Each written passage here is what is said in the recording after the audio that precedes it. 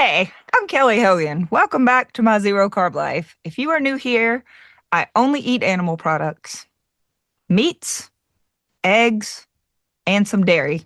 That's it. That's what I've done for the last 16 years. I do this for a couple of reasons. Number one, meat is delicious. Number two, absolutely, this way of eating changed my life. I was obese, I was sick, I felt miserable, and now I am none of those things. But that is not the topic of today's video. Today, I want to talk about how much this community has changed since I first joined in 2009. Joined may not be the right word because I feel like that implies that there were fees and a membership card. There weren't. 2009 is when I first went online and found that there was a group of people out there eating this way, and they looked good. And they seemed really excited about it. And I had already at that point been what we would now call almost carnivore. In fact, for heaven's sakes, there are some people now who would say, oh, that was carnivore. Well, it wasn't. Okay. Because for the 5 years prior, I was using sweeteners. I was having some green beans and pickles, but I was extremely meat based. At the end of that 5 years, I went online because at that point you could do that. We still didn't have smartphones. Well, I didn't. But in 2009, that's when I found my people. This was not Dr. Shawn Baker. This was still a few years before he had started carnivore. There was no book called The Carnivore Diet. In fact, these folks did not even call it the carnivore diet. They called it zero carb. It was the zero carb community.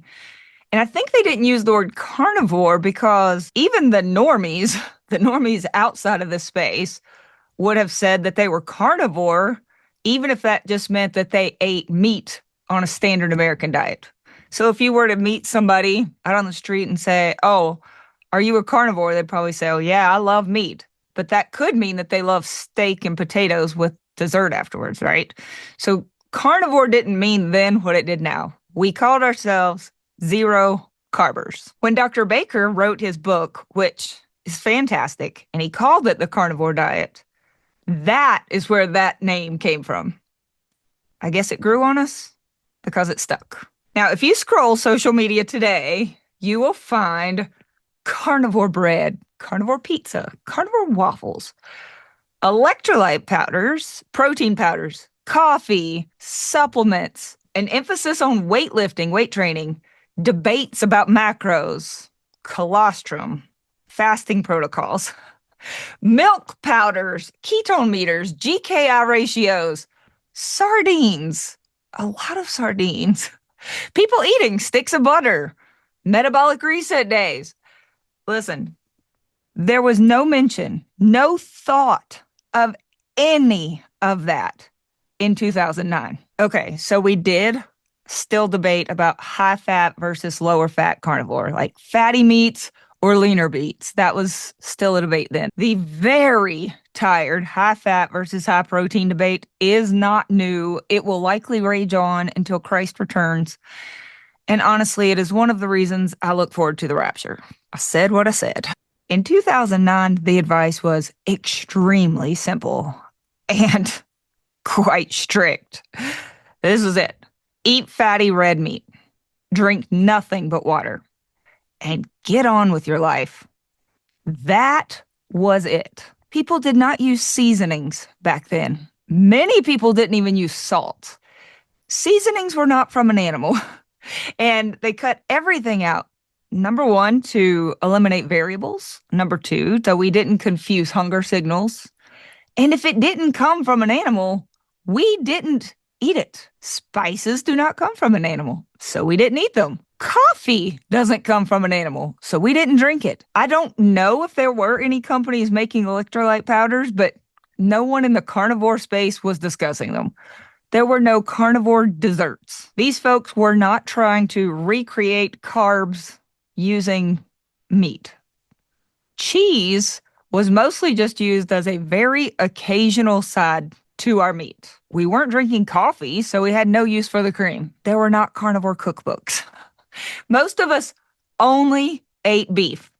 We didn't have any interest in chicken, fish, or pork, not even bacon. Yes, I'm serious. No one ever mentioned histamines or oxalates. I had been a total carnivore for several years before I had heard either of those terms. There were not Instagram influencers making carnivore ice cream. I know, guilty. Was there even Instagram at that point?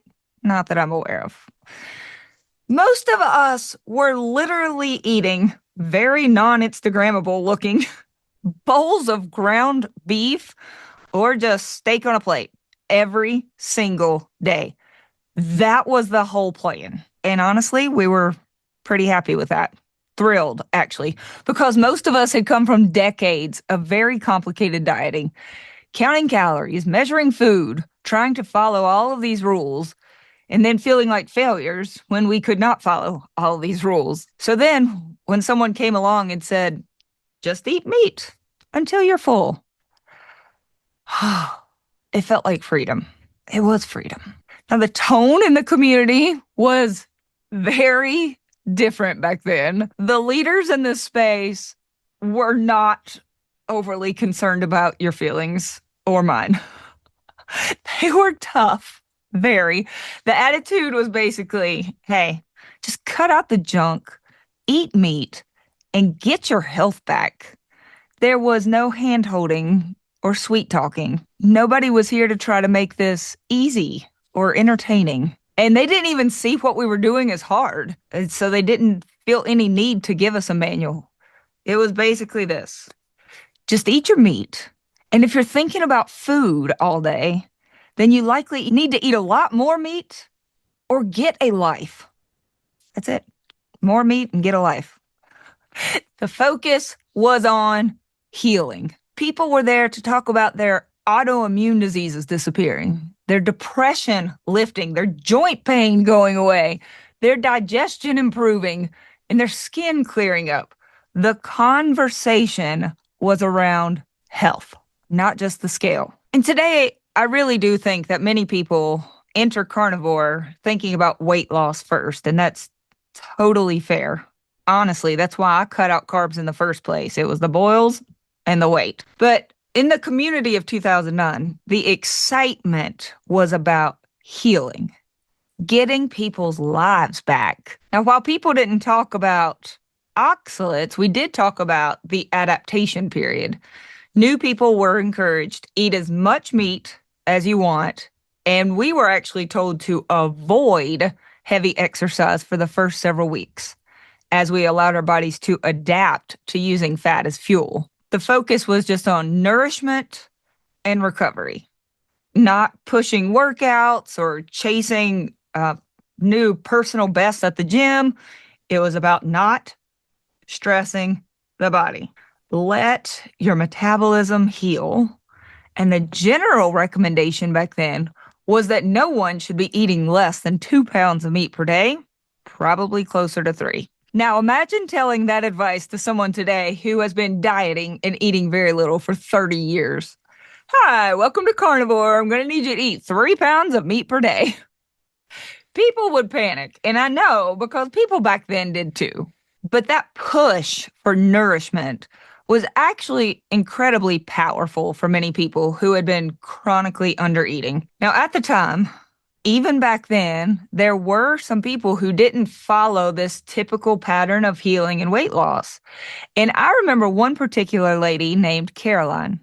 We all loved Caroline. She was extremely obese, and she was just eating meat like the rest of us, nothing else. We supported her. We believed her. She did lose weight. She lost about 60 pounds, and then nothing. Her weight loss just stalled, and she still had a significant amount of weight she wanted to lose. There were a few people like that. Peggy, Catherine, wonderful people who were doing the exact things that the rest of us were doing. We're just eating meat. That's it. But their bodies were not responding in the same way. And in that early group, the response was always the same. Keep eating meat. Trust the process. Focus on health while your body and the scale catches up. And to be fair, many of them they felt dramatically better. Pain had improved. Inflammation had dropped. Their mood was better. Their sleep was better. Digestion was better. Skin was better. So they weren't exactly angry about the slowed weight loss, but they were understandably frustrated because they weren't just dealing with the last 10 pounds. These weren't vanity pounds. They were still obese and they wanted their body to change. But here's the thing. Back then, we were not talking about calories. No one talked about macro adjustments or tracking your food. No one mentioned a metabolic reset day. No one would say, maybe you need some thyroid testing, or here's how to get a hormone panel. Let's get your cortisol checked, or maybe check your home for mold exposure and get tested for SIRS. None of that. The answer was simply, keep eating meat, and then just give your body time to recover and heal. And if social media had existed in the way that it does today, those early founding carnivores would have probably been canceled within the week, to be honest. Now, another thing I find interesting thinking back, in those early communities, there was no meat shaming. None. In fact, it was a rule. No meat shaming. So no one was allowed to come on the group and say that you have to eat grass-finished beef. There was no pushing of specialty meats or low histamine meats. No one was saying that we needed organ meats or nose-to-tail eating in order to do carnivore correctly. The understanding was this: beef is best. Other meats might be fine occasionally if you want to eat them, but we mostly didn't want to eat them. Beef was considered the gold standard, even the cheapest of beef. Fish, including sardines, not emphasized. I hadn't even thought of a sardine, let alone tasted one, in my entire life until about 4 years ago. Beef was the foundation. And this may surprise you, but extended fasting, not encouraged. In fact, it was discouraged. Bad idea. The thinking was, first of all, carnivore is already a fasting mimicking diet. So it seems unnecessary then to starve yourself for 3 days. Our diet already mimicked fasting, but with food. Secondly, even if somebody looked obese on the outside, they were malnourished on the inside from years of poor eating. So why would we want them to skip days of eating? And thirdly, a lot of the early carnivores saw fasting as something that people did because they were just still afraid of eating enough meat. They felt that when you removed the carbs, you stabilized your glucose and your insulin, your body can naturally move in and out of fat burning. So extended fasting was not part of the early zero carb protocol at all. Okay, so all in all, hopefully you get a picture. That is what the early carnivore community was like. And obviously, the foundation of carnivore hasn't changed. Certainly not for me. We eat meat. Got it. Okay. But what we've learned is that some people come to carnivore with really different medical histories and dieting histories. There are people who have been under eating for 40 years. There are people who have damaged their thyroids. There are people who are severely insulin resistant, who live with chronic stress. Some are in menopause. Some people are living in moldy homes, and some of them have chronic inflammatory response syndrome. So simply eating meat, while it is a wonderful step, may not be the only advice that they need. There are people who are taking medications that have affected their metabolism. All of these things are going to impact how their body responds. I've worked with people who truly have to eat grass-finished meat. They will get sick if they eat grocery store, traditional grain-finished meat, let alone cheap pork or chicken. It could set them back in their healing for months. It's true. I know these people. There are people that must eat lower histamine foods. They actually should not have smoked, aged, canned meats. They really need whole, super fresh steaks. And for some of them, it must be lamb, not even beef. There are some people who are really low in omega-3s and they need to add fish in order to feel well. There are people who have alpha-gal. They can't eat beef or lamb. Oh, and it's very common for people to come to carnivore where they haven't eaten a lot of meat in the past. So they do not have the stomach acid, the capability to digest 2 to 3 pounds of meat per day. They literally will get sick when they try. That's not meat aversion. It's a physical problem. So telling them to avoid all supplements aren't carnivore, just suck it up, keep eating more and more meat, can actually do them physical harm. Oh, another difference. There are people who have basically no satiety signals. Their leptin sensitivity is so off that without any guidance, they could eat all day long. Just eat, even, yes, meat all day long, far past their body's actual energy needs. And on the flip side, very often I have group members who actually have little to no hunger signals.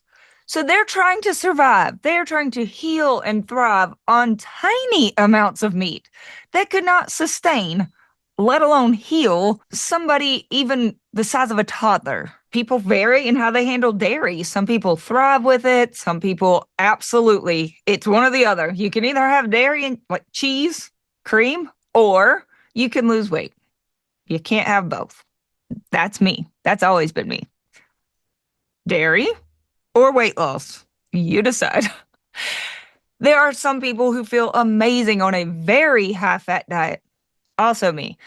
While there are others who feel better when their fat is moderated. Some people benefit from intermittent fasting, while others need constant nourishment to repair the metabolism. I still eat 3 times per day to feel my best. Okay, I digress. Hopefully you get it. People are different. Write that down. People are different. And because of that, the strategies that we use in groups that I use as a coach, it really has broadened. Today we do look at things like meal timing, energy intake. Cover your ears, Bart K, but I'm going to say it. Calories. Macro ratios, metabolic reset days are sometimes used for people after they've stalled. We might encourage tracking for a period of time to gather data. And that was completely unheard of back in the early carnivore community. Oh, I meant to say this earlier. Before I go on, I'll get back to how the community has changed and where we are now, but I want to be really clear about something.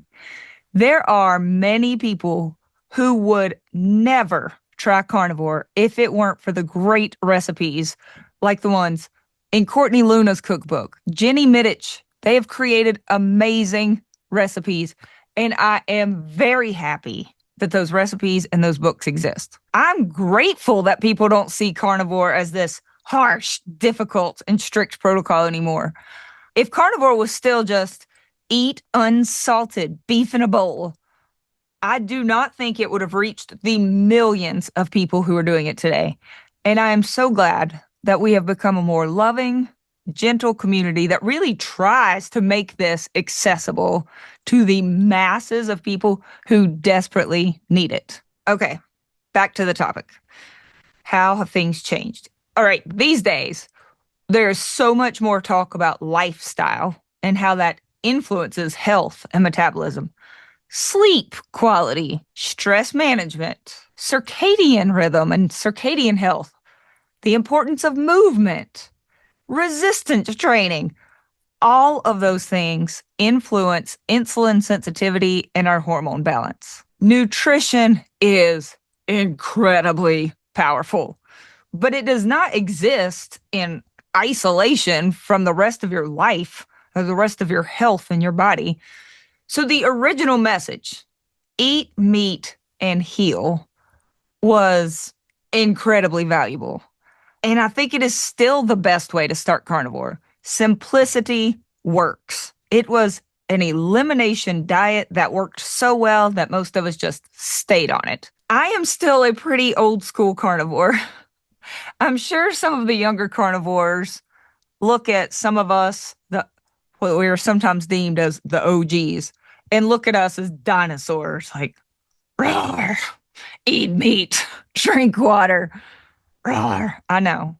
Okay, I'm a dinosaur. The truth is that advice works really well for most people. And if the whole world followed that exact advice and they started following it when I heard it back in 2009, how many pharmaceutical companies do you think would still be around? They'd be bankrupt. It would be unbelievable.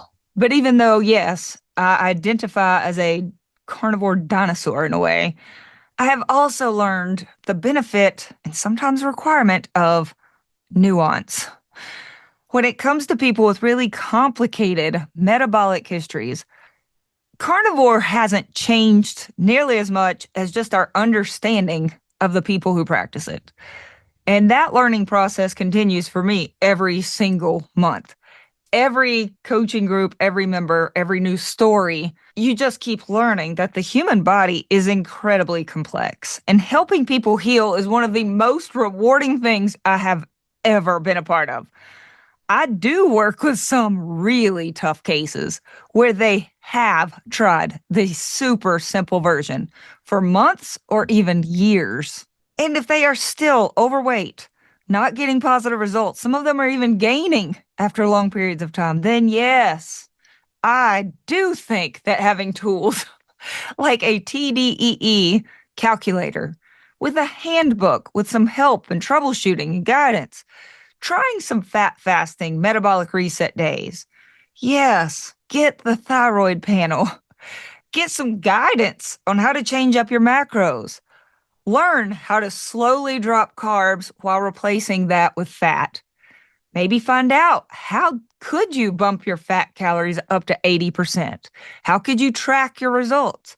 How do you know when it's time to potentially start slowly bringing the fat back down? Yep, all of that can be incredibly helpful. It could have been helpful to the Carolines, the Peggies, the Catherines, but I didn't know back then. I was still one of the new kids just trying to figure it out myself. If a brand new carnivore asks me today how to start, my advice would be very similar to what was given in 2009. Eat tasty, fatty meat that you love. Eat enough. Avoid all sweet tastes. Keep things simple, be patient, and allow your body to heal. Because while we have learned a lot of this nuance over the years, a lot of these little tricks and hacks, one thing that hasn't changed at all since 2009 is that when people remove processed foods, when they remove toxins, when they remove fiber, and they nourish themselves with real nutrition from animals, the body often does amazing things. And after 16 years of having the honor of being in this amazing community, I am still amazed every single day at the healing that I am privileged to see. And the simplicity of carnivore is still what brings most people to that healing and success. So let's start there. Please know that there are other tools that can be used. And if you need more, you know where to find me. So let's eat the meat, save the humans, and I'll see you back next week.